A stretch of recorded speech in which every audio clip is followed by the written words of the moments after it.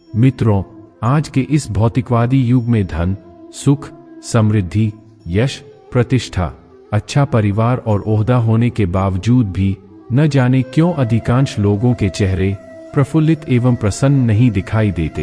एक खिंचाव और तनाव सा बना रहता है। थोड़ी सी भी प्रतिकूलता असहनीय हो जाती है और मन अत्यधिक चिंतित और तन शिथिल होने लगता है। एक असमंजस के शिकार होते देर नहीं लगती। न जाने क्यों हम भूल जाते हैं कि मन के जीते जीत है और मन के हारे हार। दरअसल जीवन का हर क्षण एक दैवी आनंद, स्फूर्ति और प्रेरणा से भरपूर हुआ करता है। शायद हम उसे ही जीना चाहते हैं। सच मानिए, हम उस आनंदमय जीवन के ही अधिकारी हैं।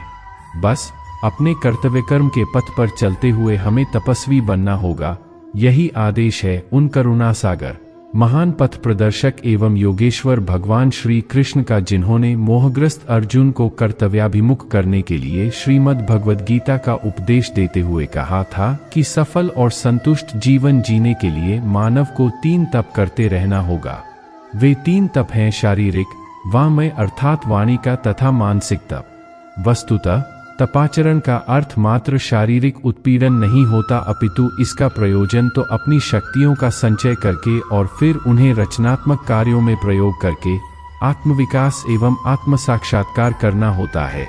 अपने नैतिक विकास के लिए हमारा यह कर्तव्य बनता है कि हम अपने आराध्य आदर्श अथवा इष्ट या लक्ष्य के प्रति श्रद्धा, भक्ति, आदर एवं सम्मान का भाव रखें तथा जिन सत्पुरुषों ने इस आदर्श को प्रस्तुत किया उन विद्वानों, आत्मानुभवियों, उपदेष्टा गुरुओं तथा इस आदर्श के अनुमोदक ज्ञानीजनों के प्रति भी सदैव हृदय से कृतज्ञ रहें।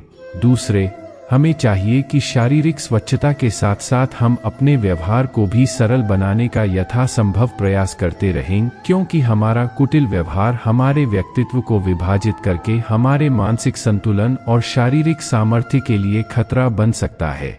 तीसरे, इंद्रिय नियंत्रण और अहिंसा में निष्ठा आदि को शारीरिक तप की संज्ञा दी गई है। दरअसल हमारे पास स्वयं को अभिव्यक्त करने का जो सबसे सशक्त माध्यम है वह है हमारी एक कर्मेंद्रिय, हमारी वाणी, जो हमारी बौद्धिक पात्रता, मानसिक शिष्टता तथा शारीरिक संयम की सूचक हुआ करती है। यही कारण है कि वाणी के सतत क्रियाशील रहने से हमारी शक्ति का सबसे अधिक अपव्यय होता है और इसके संयम से ही एक बड़ी मात्रा में अपनी शक्ति का संचय भी किया जा सकता है।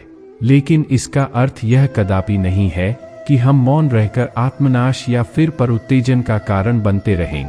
वाक्शक्ति के सदुपयोग द्वारा हम अपने व्यक्तित्व को सुगठित कर सकते हैं। इसलिए जरूरी है कि हम बोलते समय निर्भयता पूर्वक सावधान रहें ताकि हम जो बोलें वह सत्य, प्रिय और हितकारी हो। सत्यवाणी हमारी शक्ति को व्यर्थ नष्ट होने से बचाती है। शब्दों की कटुता का मोल हमें कई बार अपने जीवन में या तो असफलता अथवा अपने मित्र बंधुओं को खोकर चुकाना पड़ता है। निरर्थक भाषण से तो हमें केवल थकान ही हुआ करती है। इस तरह सत्य, प्रिय और हितकारी वाणी द्वारा सुरक्षित की गई अपनी शक्ति का सदुपयोग हम ज्ञानवर्धक साहित्य का अध्ययन करने में, उसके अर्थ को ग्रहण करने में और यथासंभव अपने जीवन को बेहतर बनाने में कर सकते हैं।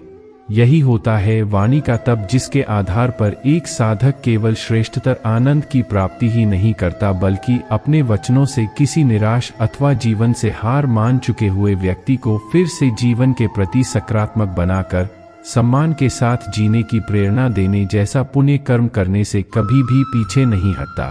तीसरा और अंतिम तप है मानसिक तप, जिसके अंतर्गत आते हैं मन शांति, सौम्यत्व, मौन, आत्मसंयम एवं अंतःकरण की पवित्रता।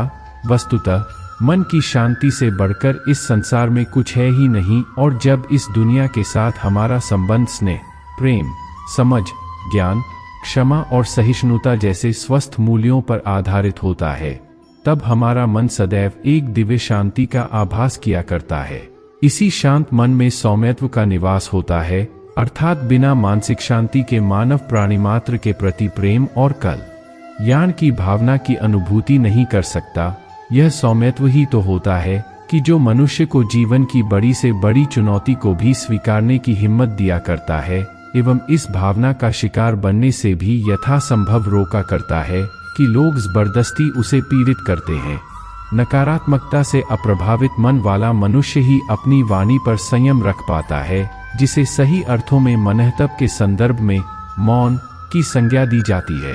अब जब हम विवेक और सजगता पूर्वक अपने आप को वश में रखते हैं, तब यही आत्मसंयम हमें उन पवित्र विचारों और भावनाओं का पात्र बनाने लगता है जो हमें अपने उद्देश्यों की पवित्रता बनाए रखने में मदद करती है। यह भाव संशुद्धि हमें काफी हद तक इस संसार के प्रलोभनों से बचाती है, जिसके कारण हम अपनी क्षमताओं का प्रयोग धैर्यपूर्वक अपने उद्देश्य की पूर्ति के लिए कर पाते हैं। मित्रों, अंततः मैं यही कहना चाहता हूं कि श्रीमद् भगवद गीता में वर्णित इस तप के आचरण द्वारा हम अपने जीवन में तनाव, चिंता, भय, असंतोष और अशांति से काफी हद तक बचने के साथ साथ अप्रत्यक्ष रूप से बिना अपने कर्मों के लिए दूसरों पर दोषारोपण किए प्रसन्नचित्त रहकर वर्तमान में जीने की कला में भी प्रवीण होने लगते हैं, और इस तरह मनुष्य होने की तृप्ति का आभास ही हमारे चिंतन का केंद्र बन जाता है।